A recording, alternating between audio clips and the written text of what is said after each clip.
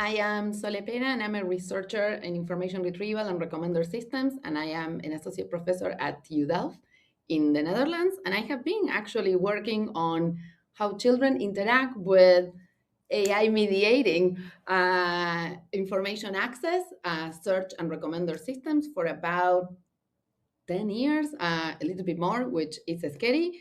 And so lately the questions has been everywhere of, is the ban a plan, or is it to ban or not to ban? And I think that is the wrong question, because the short answer is no.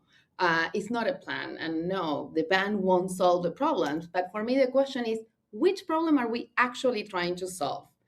Because simply saying social media no, what social media? For whom? For which purpose? We live in the reality that we are all digital citizens nowadays, children included. So expecting them to be away from these digital ecosystems where they can learn, when they can interact, when they can form an identity, when they can learn how to see the world. Um, it doesn't make sense to exclude them from all of that. What does make sense is to create the checks and balances to enable them to do that in a safe way, to be able to do that in a way that grows along with them. What they can be exposed to when they're young, or what they can deal with when they're young, changes as they grow older. So, the same way we learn to read and write from the easy things, and then we get to the more complex, the same thing is our interactions with digital ecosystems. And I think that that's where technology comes to play.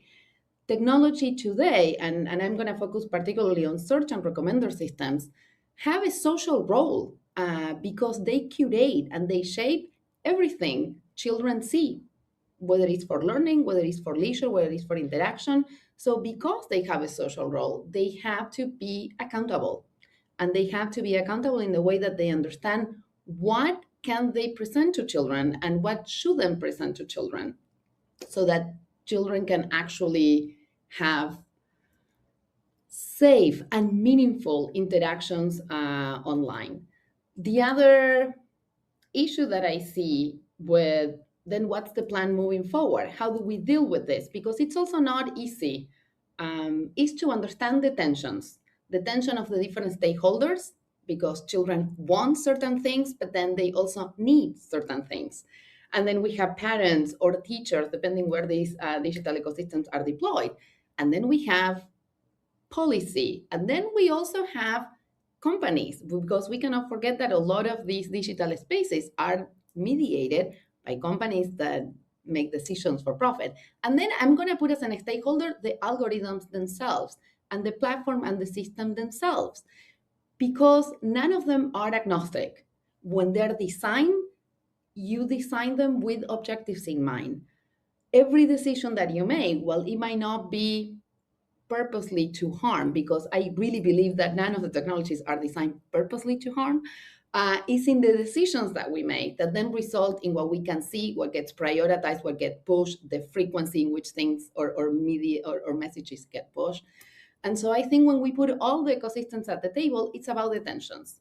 It's about understanding how do we get to a point where we can understand the best possible environment, and how do we check that the technology is living up to the expectations that all these stakeholders, when we're trying to find that equilibrium, are going to solve, are going to need to act on it. Let's think about specifically the digital platforms, because I started saying what is social media and why we focus on that. I think it's more about what are the algorithms, what are the choices the algorithms are making, how are algorithms curating the information. And again, it's my background that makes me focus a lot on the content, but besides many other traits that make the environment safer or not. But if we focus on the content, children are impressionable.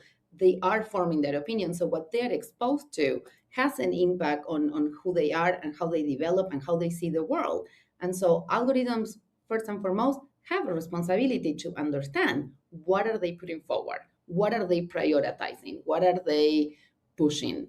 So the algorithm and the content, it's one side. But then we have the way in which the content is presented. Is it a constant, once you see something else, another thing follows? And so this idea of constant engagement, that is a choice. This idea of optimizing for engagement, it's an algorithmic choice. It doesn't happen by chance. And so that could be mediated. Filters depending on the age and the maturity, but also understanding the autonomy and the belief on which these systems are deployed. Parents in different sides of the world are going to have different reactions. I think if we look at in Europe, different families with different beliefs and expectations are going to be more permissible or less. There are going to be certain topics that they would like their children on and off. And so, how are we creating algorithms that can reflect the values of the communities that are taking advantage of them? That is something that can be measured, that can be detected, but also that is something that algorithms can be trained with certain values in mind so that they can live up to that expectation. But at the same time, we have all these features that are part of platforms where those algorithms live. This idea of notification, this idea of enabling interactions or not, this idea of enabling certain connection among users and who can join or not join. And so it's not just we ban the platform and it's not just we cancel the algorithm. It's about how do we make it safe?